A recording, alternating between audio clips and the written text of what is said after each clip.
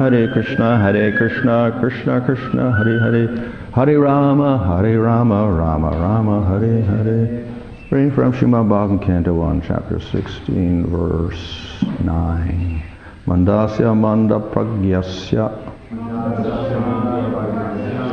vayo mandayusha chavai nidriya hriyate naktam divacha vyarta karmabhi.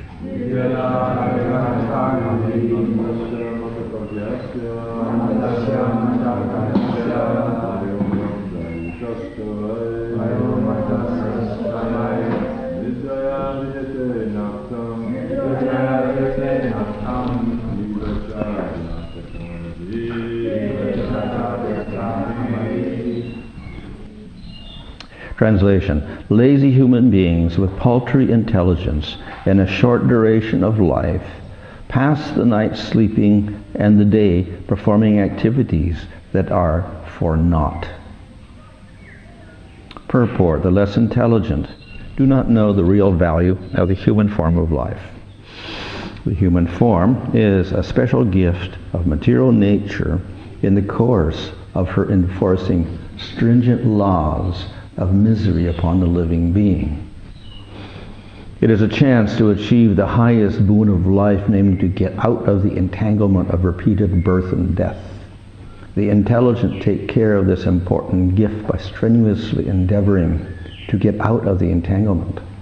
But the less intelligent are lazy and unable to evaluate the gift of the human body to achieve liberation from the material bondage. They become more interested in so-called economic development and work very hard throughout life simply for the sense enjoyment of the temporary body. Sense enjoyment is also allowed to the lower animals by the law of nature, and thus a human being is also destined to a certain amount of sense enjoyment according to his past or present life. But one should definitely try to understand that sense enjoyment is not the ultimate goal of human life. Herein it is said that during the daytime one works for nothing, because the aim is nothing but sense enjoyment. We can particularly observe how the human being is engaged for nothing in the great cities and industrial towns. There are so many things manufactured by human energy, but they are all meant for sense enjoyment, and not for getting out of material bondage. And after working hard during the daytime, a tired man either sleeps or engages in sex habits at night. That is the program of materialistic civilized life for the less intelligent. Therefore, they are designated here as lazy, unfortunate, and short-lived.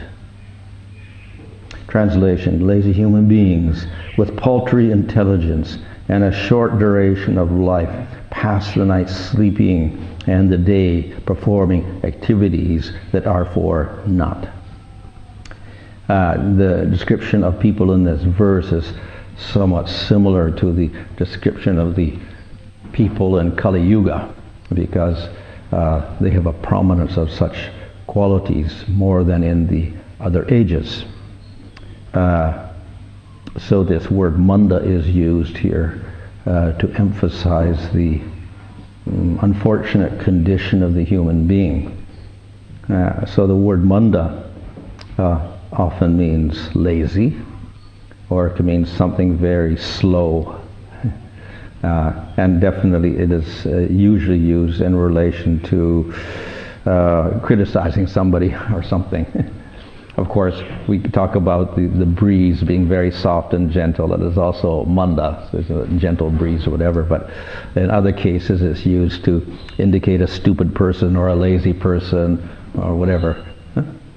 So here we have manda pragya, which means slow intelligence, which means stupid.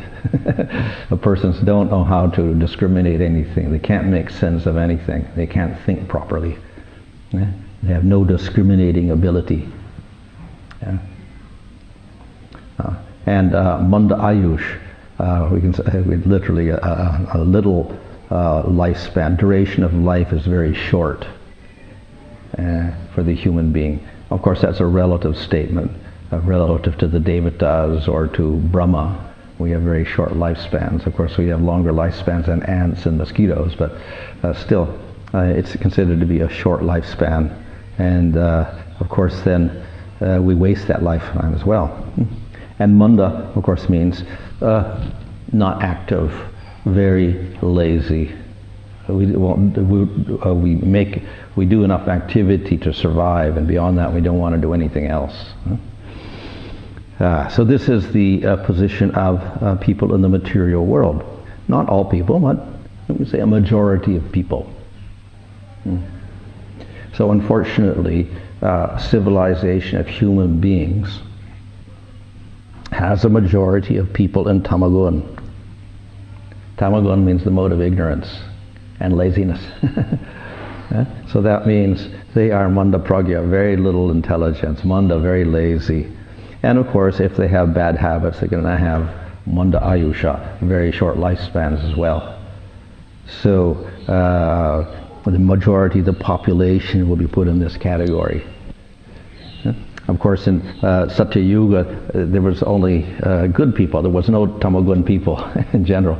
They were all very elevated, sattvic people. But in Kali Yuga, we get a majority of tamasic people, sudras. So this is the unfortunate position of population, particularly in Kali Yuga. But we could say in other ages as well, there is a lot of people that may have this tendency to involve themselves in material life and nothing more. So, as Prabhupada points out in the purport, actually the human life is very special. We have an ability to do something that the animals cannot do. What do animals do? Sometimes we admire the animals. So we may admire the bird because it can fly in the sky, or the fish because it can swim in the water, or the dolphin that swims in the water, or the horse because he runs very fast. So we can admire animals in some ways, but they're all very limited. Why? Because intelligence is much less. The ability to communicate is much less. And all of their actions are usually involved with eating, sleeping, mating, defending. Survival of their body. Propagation of the species. So human beings on one level are also animals. If we get stuck in doing these same activities of simply surviving in the world and propagating our species by having children, then it's like animal life. So we're called the two-legged animal. Instead of a four-legged animal, we're a two-legged animal. Or a human animal, it's called. This is the human being if he does not do anything else except act like an animal. So of course the human being does have this extra ability, his intelligence, which allows him to introspect and to analyze, ask questions, not about eating, sleeping, mating, defending, but something else. So unfortunately, human beings often spend their intelligence in this way. How can I get more food or better food? How can I get better sex life? How can I get more possessions, etc., etc. So they dedicate their whole life to using their intelligence for that purpose. And therefore we have modern civilizations. The people are striving to and using their senses for these goals, but it's no better than the animal goals, a more sophisticated version of eating, sleeping, mating, defending. That's all it is. So ultimately, again, it's not fulfilling the purpose of human life. So society that doesn't have a spiritual purpose at all and is simply engaged in this is ultimately useless. It may look very nice on the surface. They get a high standard of living and they have nice shiny buildings and shiny cars and clean streets and whatever. Okay, we've got a nice standard of living, but if it's only another version of eating, sleeping, mating, defending, and it's animal life. So it's unfortunate that many people don't understand that there is this other purpose of our intelligence, to inquire who are we, etc. So Prabhupada mentions this in the introduction to Bhagavad Gita, that the animals are also asking questions and inquiring, so they got that much intelligence, but their question is, where's my food? So the birds are saying something out here, and they're looking for their food or whatever. So that's not all that the human being should do. Certainly, he can use his intelligence for that. Yeah. And so persons like Darwin will say, well, the human being, he may be not so powerful as a lion or as big as an elephant, but he survives because he's got intelligence. So in other words, it's only survival. That's the purpose of intelligence for the human being according to evolution. But according to Vedic literature, no. The human intelligence is there not for survival, but for a higher purpose. So we have to ask other questions. Who am I? What is my purpose in life? And when we do that, then we're actually fulfilling our purpose. So we'll find in many civilizations of the world, even non-Vedic civilizations, there is a group of people that do ask these questions. So we get people like in Greece, so we have the philosophers, and they're asking these questions. What is the whole purpose of human life? Why do we exist? So they're using their intelligence properly. Unfortunately, if they don't have a good source of knowledge, they can speculate like anything, and they may not come to the right answer. They get close to the answer, perhaps, a little bit, but they don't quite get the right answer. So they get partial answers or whatever. So that's as far as the human intelligence can go. It can start asking the questions, but it can't quite get the answers properly. So that's why we got the scriptures, to give us a definite answer to these questions. And we find, for instance, in Bhagavad Gita, in the second chapter itself, Krishna begins to give an answer to this question, what is the purpose of life and whatever. Because he simply says, you're not the body at all, you're the soul. And the soul is eternal, doesn't die. So don't be affected by anything in this world. So we need some higher intelligence to guide our intelligence. So certainly we got intelligence if we use it for higher purposes, but we can't solve all of our problems just by our intelligence. We do need the higher intelligence. So that's why we have the scripture to help us. And then it gives us a clue in which direction to go. Yeah. So we do, however, have to be inquisitive. This is one of the prerequisites of bhakti, actually. It's one of the 20 preliminary angas of bhakti. In the first 10 items, it's called Saddharma Pricha. Pricha means to question, ask questions. Saddharma means pure dharma, eternal dharma, which is ultimately bhakti. So we should ask about bhakti. That's a qualification. So we have to ask questions like that. And we see that's the general approach. When Lord, the Goswamis like Rupa and Sanata approach Chaitanya Mahaprabhu, or even when a disciple approaches the Guru, then they have to ask this question, please tell me, what is the goal of my life? Why am I suffering like this in the material world? Please give me an answer. And so we ask questions. And again, we find in Bhagavad Gita in chapter 4, it talks about the knower of Tattva Vida, the knower of Tattva, knower of truth. So how do you approach him? Pranipat, which means surrender, and Pariprashna. Prashna again is the same as, comes from the same root as Pricha. So it means questioning. And Pari means thorough. So you approach the Guru and then you thoroughly question. You have to have inquisitive mind asks the right questions. So it's not the questions about where's my food coming from, or how do I prosper in the material world. That's not the question you should ask. So the question you have to ask the Guru is higher question. What is the purpose of life? How do I get satisfaction of the Atma? So that's Pariprashna again. So that questioning is very important, but it has to be the proper type of question. Then we're fulfilling our human intelligence. But as I said, even if we ask the question, it's difficult for us to get the right answer. We can go in the right direction if we get up to Sattva Gun, because we have a natural tendency to understand about Atma, or the soul. But we can't quite get the right answer even then. We could speculate. So therefore we need the scriptures also to help us. So we should not waste our life in preoccupation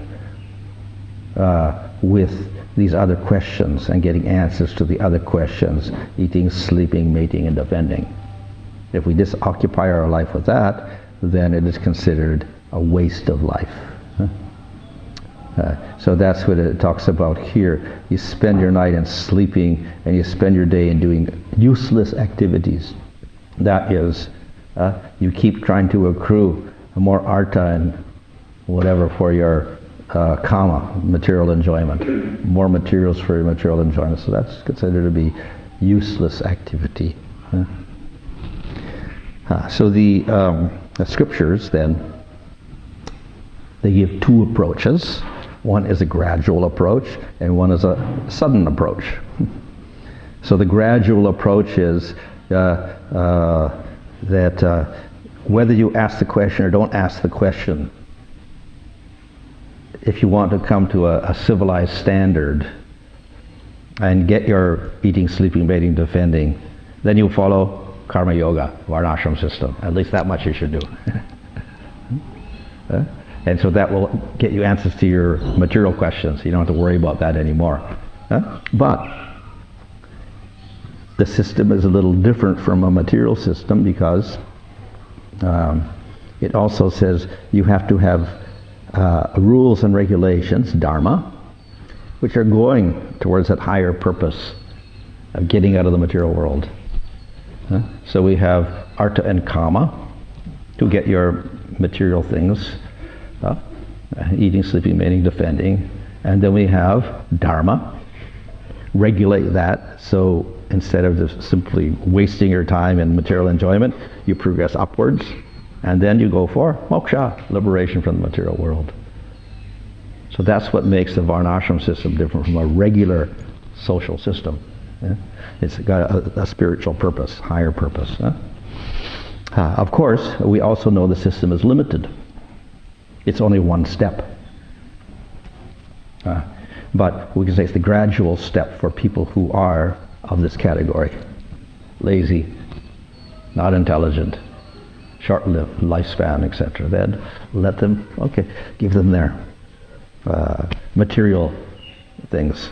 And they don't have to work too hard also. And at the same time, they even if they don't know it, they're getting some progress. They can gradually elevate through the gunas by this process. So that's the gradual process. And then after they come to sattva gun, then they get pragya, they get intelligence. They're no longer unintelligent. They get their intelligence at that stage. And they don't waste their time so much on useless material things anymore. They become more detached from everything. So this is good preparation for going higher to jnana or to bhakti. So that's the gradual process. The sudden process is, don't bother with this gradual process. In fact, from a higher point of view, it's also condemned as useless and dangerous, because unfortunately the people of Kali Yuga, because they are manda, lazy, and because they're manda pragya, very unintelligent, and they have manda ayush, they're very short-lived, they won't progress very far in this whole system. They'll get stuck on the bottom and stay there, and they won't go upwards. In other words, they won't have a broad perspective of trying to elevate themselves in the world. They get stuck in the whole process. That's why Krishna in the Bhagavad Gita, though he gives karma yoga, jnana yoga, stanga yoga, and bhakti yoga, but then at the end of the Bhagavad Gita he says, just do bhakti yoga. Sarva dharman parityajya. Give up karma, give up jnana, give up yoga, just do bhakti. So this is the sudden approach. You just, wherever you are, in the varnashram system or not in the varnashram system, as a human being, somehow, if you can take the process of bhakti, then that's a solution to your problems. Why? Because it gives the answer, the complete answer to this. What is the whole goal in life? What is the purpose of life? It aims for the highest satisfaction of the jiva, or the atma, whereas the other processes don't do that. So why bhakti? Because we shouldn't waste time, because we've got a short lifespan. Mandayus. And because we are unintelligent, we won't figure out what is the proper process, and we'll get stuck at the bottom. So just give one process, just do bhakti, finish.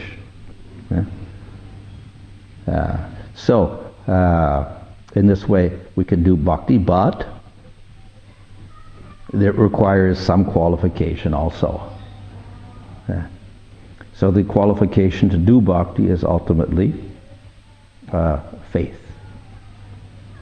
We have to have a conviction in the existence of the Lord, and when we hear the scriptures of bhakti, we accept the truth of those scriptures without challenging it and without doubt. So that's what faith is. So if we don't have faith and we read the Bhagavatam, then we'll think it's a fairy tale. All these stories are just, imaginary. So why we have to follow it? So that faith has to develop. So that faith also takes many, many births. In general, it takes many, many births to develop such faith. So this is the problem. If we're to do sudden bhakti, just bhakti without anything else, then how are we going to get that faith? Because people in the material don't have that faith. So the only thing is, it can work only with the mercy of devotees. If the devotees continually interact with the society and give them mercy, then eventually they can get faith. And once they get faith, then the devotee can explain the process of bhakti, and they'll be willing to accept it. So we have two levels of preaching.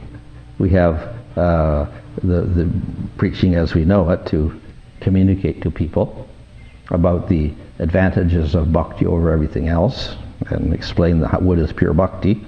That's one type of preaching. But we can't do that to people that have no faith. They will not listen. They will reject it. And they may even offend the devotee or the process or Krishna. So the other way of preaching for the general mass of people then is a softer approach. We can't simply proclaim the highest truth to the offender. That becomes an offense. And they become offenders also.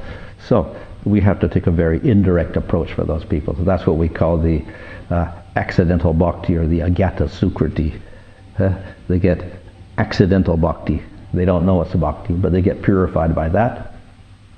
And through that, eventually they can develop faith. So that is the other way we can preach to people, indirect exposure, and without explaining too much to them. And through that, they can advance. So it may look a little bit wishy-washy or indirect or very insignificant because they're not even aware that it's bhakti. But on the other hand, it will produce faith eventually. It will make them qualified for bhakti. So it's actually very powerful. And it may be imperceptible, nevertheless the effect is there. Bhakti is inconceivable, And we should not underestimate its power and its effect on people. We can't see how it's acting, but actually very, very powerful. As we see in the case of Ajamil, nobody understood that bhakti had an effect on him. And when he named his son Narayana and he destroyed his karmas, no one understood that anything had happened. He looked exactly the same. He did the same sinful activities until the end of his life. And he had all material attachments. But actually, bhakti had an effect. Accidentally chanting the name destroyed all of his karmas. So he was actually purified, but it didn't look like he was pure because he was still doing sinful activities. So bhakti is disguised often. We don't see how it is acting, but nevertheless has very powerful effect. And if we say, well, that's an exceptional case, Ajamil, but generally it's not going to happen like that. This means that we underestimate the power of the holy name of bhakti. So that's one of the offenses of the holy name, to think that the glories of the holy name are exaggeration or imaginary. They're not actually factual. We should interpret the glories of the holy name. It says that even Namabhas will destroy all your sins, or that you can get liberation by Namabhas. So that's exaggeration. Doesn't happen in all cases. So we have to be very careful and understand that the process of bhakti and the chanting of the name of the Lord is extraordinary, but we may not perceive its effect on the people around us. So, therefore, we follow the two processes. One is the direct process of preaching to people, but then we have to judge whether they're qualified or not, whether they have faith or not. And then, in order to preach properly, we do have to have the knowledge. We must have the knowledge also. And so that's why we have the study of the Bhagavatam, so we can get the proper knowledge to explain to people when they do have the faith. In this way, the people are in an unfortunate position. And in Kali Yuga even more, because the people of this description are the majority. So a very, very difficult situation. But as the sages are saying here, there's a solution to that, and that's to hear the topics of the Supreme Lord. So that's why they're encouraging Sutta Goswami to explain why Parikshit didn't kill the personification of Kali for beating the legs of the bull, if it's related to Krishna. So if it's a topic of Krishna, fine, then very good. That can help all these people in Kali Yuga like this who are unqualified, if they have some little faith. Okay.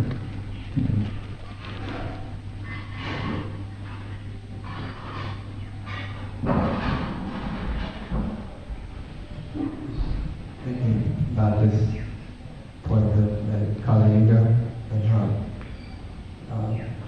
the importance of the human form of life and how this Yuga cycle is only on this Varsha. I was just thinking that it must mean that this must be one of the most important places in the universe, if that's the case. Well, we also get the avatars, a lot of the avatars like Krishna and Rama appearing here, so that makes it very special also. And we got the Manus here also, guiding us, and then we have the avatars. Many avatars appear in Bhumandala and Varsha, so it does make it very special. Good opportunity for the human being to advance in Varsha. And also there's like the demigods, like when the sacrifices aren't performed, like in the Nadi, that even Indra knew about it. So it's like, seems like that also indicates that it's like an important factor in the universe, the long version. Like if the sacrifices don't go on, the demigods notice and they're attentive to it. Yeah. Yeah. So yes, the devatas are in charge of the supplying the material things to people, like the sunlight and the rain and the whatever crops and the moonlight and all these things, so that the living entities on earth can grow and prosper and whatever. But to do that, you have to satisfy them. To satisfy them means to worship. So that's why in Bhagavad Gita chapter 3 it says, you must do yajna. If you do yajna, then you get the rain. The rain falls, then you get grass growing, and then the cows can eat the grass like this. So we get, and you can get the crops, the grains, whatever, the vegetables and the fruits or whatever, and then human being can take those and eat. And then the human being can prosper that way. So for the human being, it's a little different than animals. Animals don't have to do sacrifices; they just eat, do their eating, sleeping, mating, defending. Human being eating, sleeping, mating, defending, but there's an added thing there, yajna. If you don't do the yajna, the cycle is not complete for the human being, and therefore things fail. The rain won't come. So we do have to do the worship. Of course, yajna in the general sense doesn't mean you have to sit down and do a fire sacrifice. Of course, they do that also every day, actually, in the Vedic system. All the brahmacharis, every day they have to do a sacrifice, etc. And then if you become a grihasta, then you have your daily sacrifices as a grihasta also. You have to do fire sacrifice with Vedic mantras, etc. So there is that type of sacrifice. But what is the sacrifice in Kali Yuga? Chanting the holy name. Nam yajna. So at least that we should do.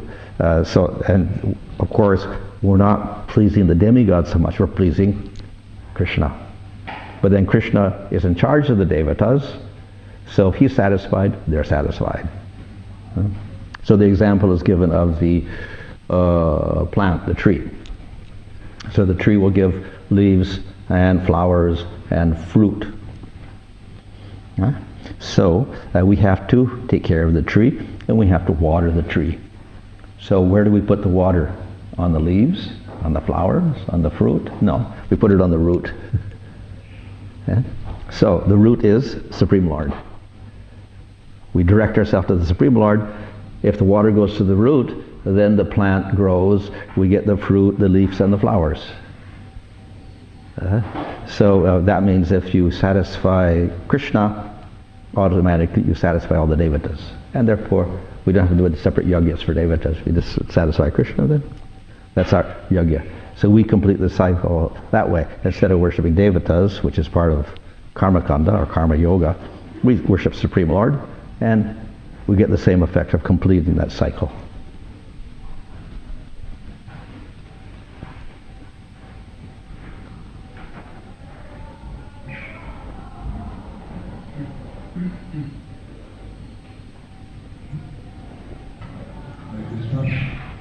You mentioned how we shouldn't underestimate the holy name.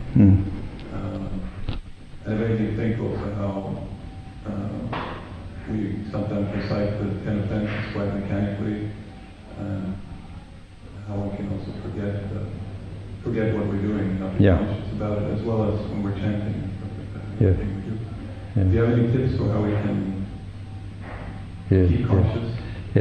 So it's unfortunate that we, as human beings, we turn anything to a habit and then it becomes a mechanical habit, etc. Still, there's nothing wrong with that in one sense. In other words, there's still some value there as long as we're not offensive at all. So whether we're attentive or not so attentive, but we do have some devotion, then we get some effect. But obviously, if we can do with more attention and more devotion, then we get a more powerful effect. So this is not only for devotion, but even in the material world, that if you want to achieve a goal, then you have to apply some energy to that. You can't just say, oh, I got to get the goal, and then you got to concentrate on it. So the same goes for devotional service. So luckily we do have a whole process very accurately laid out for us of what to do and what to concentrate on, etc. But then it's up to us to actually implement that in a very effective way. And if we don't do it so effectively, we get slow. We get advanced, but it's very slow. So we have to decide if we want to go slow or we want to go a little quicker. And if we want to go quicker, then we'll push ourselves to apply ourselves better to the process. Okay? So one, of course, is to get the knowledge so that we're doing it properly, which is necessary. The other is, see, book knowledge is not the only thing. The other is the devotion aspect. So we could, for instance, in the Nectar Devotion, the Rupa Goswami says in that first part that the qualification for understanding this book about, bhakti, then rasa and everything else is not intelligence. It's not logic. It is taste. So we have to have that devotion along with our intelligence, and that way we can execute our bhakti very nicely. So we shouldn't forget that element. So of course when we learn something, then it becomes a little bit of a habit and just we go on with it that way.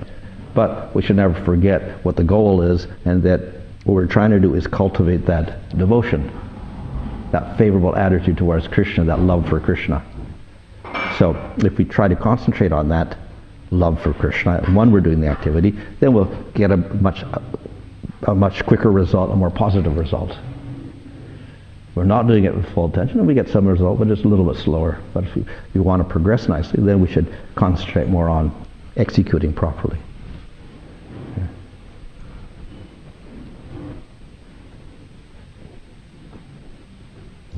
Is that always done with our own strength, or is there... Are we always able to do that with our own strength? Well, there's two things. There's the individual effort. So yes, we have to put some effort into it. At the same time, we also understand as devotees that we're fallen and imperfect and weak and whatever. So we also need the mercy of the Supreme Lord, which is necessarily there in any case. It's a combination of the two. But to say that we'll only depend on the mercy of the Lord and we won't do anything, that's lazy. So it's like the gardener. Lord Chaitanya gives the example of planting the seed of bhakti, and then you cultivate the seed.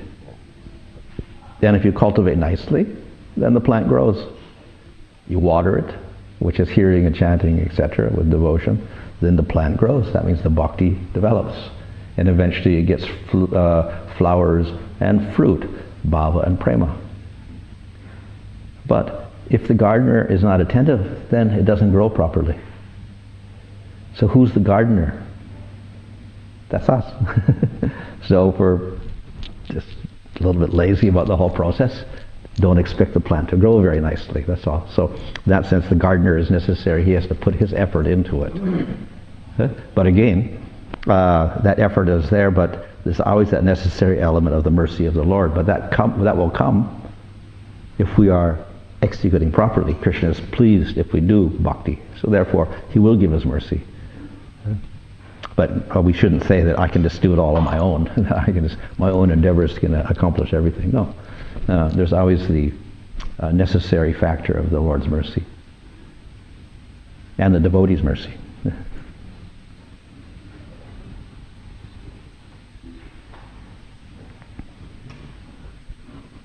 So on that point, normally any anatas, children, gods, etc., we pray to Krishna to become free. I have read Bhakti Thakur where he analyses all the different demons that Krishna... Yeah, as an artist, yeah. The different artists they represent, and I think it was specifically the Nikasura and Palambasura, they represented pride, prestige, attachment to sex, desire, different ones like that. He specifically mentions those two, but that set of anatas, we need to become free of them ourselves. Okay. And I was wondering why specifically, that method as opposed to just praying to Krishna to really... Well, I suppose that means we have to put extra effort into it. We shouldn't expect without doing anything we're not going to be able to control those problems. So we do have to, personally make an effort. So in other words, if we're proud, then, oh Krishna, please take away my pride. But we have to actually do something and, start cultivating humility ourselves. We have to, make some effort. Now, when we make the effort, then we do get the mercy of the Lord, but we do have to put effort into these things. But wouldn't that be applied to all the natas the demons represent? Yeah, I think to some degree we do have to put that effort into it. So we have the example of Damodar. And so there were two, the rope was always 2 fingers too short. So then our acharyas explained, what does 2 fingers too short mean? Then finally Krishna did get tied up. So then the 2 fingers disappeared. So that explanation is that Mother Yasoda was making effort to tie up Krishna. So that was her sign of her prema, her devotion. And she kept getting more rope and more rope and more rope. And then her neighbor said, oh, you give up, it's not going to work, it's useless. But then she refused, and she said, I have to discipline Krishna because he's my son. And she got more rope and more rope. And then the afternoon went on, and she was struggling like this, and she had to get more rope, and she borrowed rope from her neighbors because her rope ran out, and she kept tying the rope together, and it was always 2 fingers too short. And then after some time, then Krishna noticed that she was perspiring, and she was getting very tired. She was putting out so much effort. And then suddenly, Krishna got tied up. So that means that the effort of the devotee is necessary, like Mother Yasoda, struggling to tie up Krishna, devotion, and the other is decision of the Lord himself to give mercy to that person and agree. So in order to bring Krishna under control or tie him up, then the devotee has to put forth effort, but then mercy of the Lord will be there, and then it'll happen.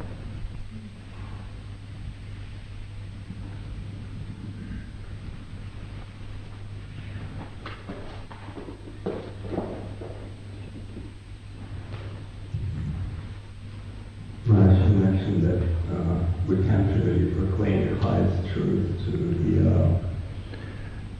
non-believers. Mm-hmm. So how we should preach in this case? So, for example, would it be an offense to the holy name if we say that, oh, like holy name, Krishna consciousness can, practicing Krishna consciousness can normalize the chakras or to purify mind or improve your health or something like that? Would it be an offense? Well, they're all true. It's not that they're untrue. Of course, we don't want to encourage people to do mixed bhakti or whatever, but for people that are on the material level, it's something like encouragement to do karma yoga here, whatever. So somehow we relate them to the holy name and to bhakti. It's a better process, but we should also understand that if we're going to do this, it's not that we're trying to stick people into that category and just get them attracted to the health reasons or whatever that we do. It's only a means to engage them temporarily, so we have to be a little careful that we don't get overcome with that, those type of preaching and get stuck there also, that we do have to have a process to lead them beyond that if we're going to do that. So it's more like a temporary type of preaching for them. But it's just like we also say, okay, give up meeting, and then we give the health reasons, huh? So for us, it's not the health reasons so much as it's prasadam as a spiritual thing, but then we have to tell them to start practicing for health reasons or whatever like that. Huh?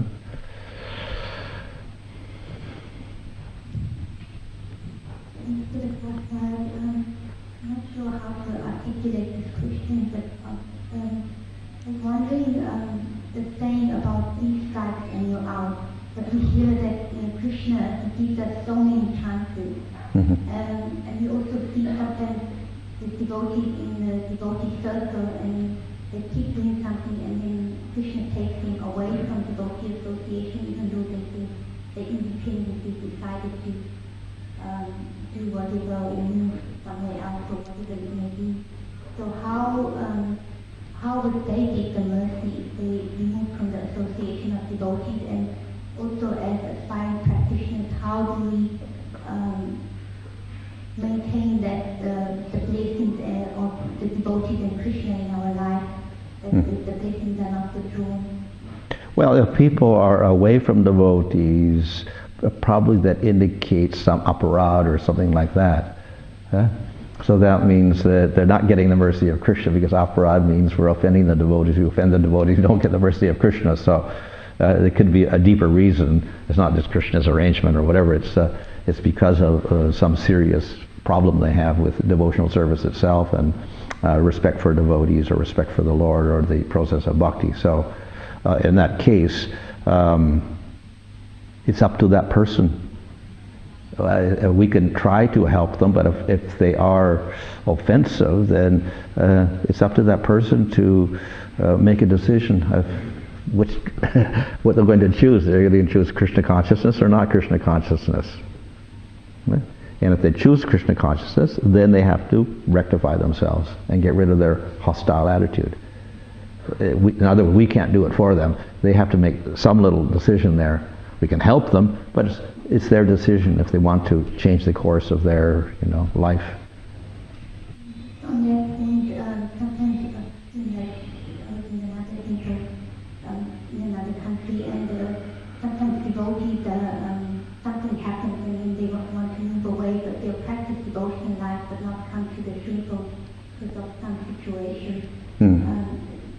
Well, if they don't offend devotees, fine. Let them practice on their own or whatever they can do. If they just find it uncomfortable, there's some reason why they can't associate, then that's okay. As long as they can continue and they don't offend anybody, then that's okay also. This verse is quite interesting, especially the last two words of the ISKCON that all their activities amount to nothing. And like what's been going on, at least in this country, since the end of last year up to now, they had these horrific bushfires, and now with the coronavirus. And the materialists are making so much endeavour to try to overcome these things, and they may overcome it to some extent, but then something else comes along. But they're thinking that, like now they're talking about that they might have an antidote for the coronavirus, right? They're feeling like they've succeeded. Yeah. But then 6 months, a year, 2 years, 5 years down the track, something else, some other disaster will come along. Yeah, sure. Is there any hope for them? Huh? Actually, is there any hope that they'll ever actually understand? Well, this is the Manda Pragya here. The intelligence is directed in a certain way, just very limited, so they can't see the bigger picture.